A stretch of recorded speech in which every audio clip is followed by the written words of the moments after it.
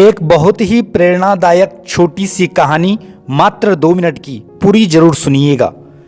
एक समय की बात है, एक घमंडी व्यक्ति शहर से पढ़ लिखकर अपने पुराने गांव आया। गांव और शहर के बीच में एक नदी पड़ती थी, जिसको पार करने के बाद ही वह अपने गांव जा सकता था।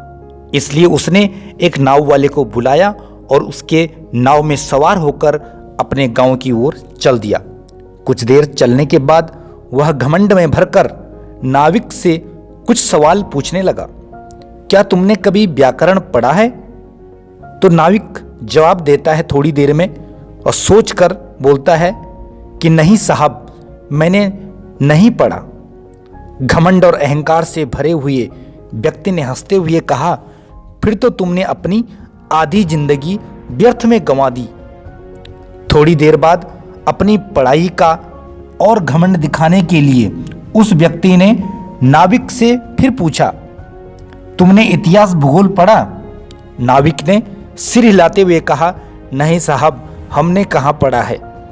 अहंकारी व्यक्ति ने फिर जोर से ठहाका लगाकर नाविक का मजाक उड़ाते हुए कहा कि फिर तो तुमने अपना जीवन पूरा व्यर्थ गंवा दिया। नाविक को इस बात पर बहुत क्रोध आया, लेकिन वह मन मारकर रह गया और उस व्यक्ति से कुछ नहीं बोला, चुपचाप नाव चलाने लगा। कुछ दूर नाव चलाने के बाद अचानक नदी में तूफान आ गया और नाव जोर जोर से हिचकोलें खाने लगी। यह देखकर नाविक ने चेहरे पर छोटी सी मुस्कान के साथ ऊंचे स्वर में उस व्यक्ति से पूछा, साहब आपको तैरना आता है? तो उस व्यक्ति ने कहा, नहीं, मुझे तैरना नहीं आता।